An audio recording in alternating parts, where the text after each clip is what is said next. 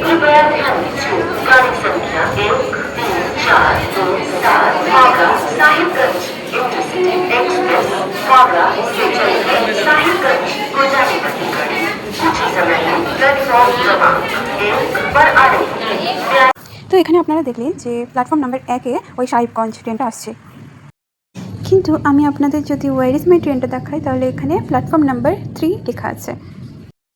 তো আমরা হচ্ছি বোলপুর টু বর্ধমান 1 মাসের জন্য আর কি ডিউটি পড়েছে, তো আমরা আর কি ডেইলি প্যাসেঞ্জার হয়ে গেছি। তো এখানে আমি একটা জিনিস লক্ষ্য করছি যে তো আমার 1 সপ্তাহে ডিউটির মধ্যে 3-4 দিনই দেখলাম, অর্থাৎ বেশিরভাগই দেখলাম যে প্ল্যাটফর্ম নাম্বারটা ধরো আছে 3-এ, সেটা আবার 1-এ করে দিচ্ছে, কখনো আবার কি 2 থেকে 3-এ করে দিচ্ছে বা 2 থেকে 1-এ করে দিচ্ছে।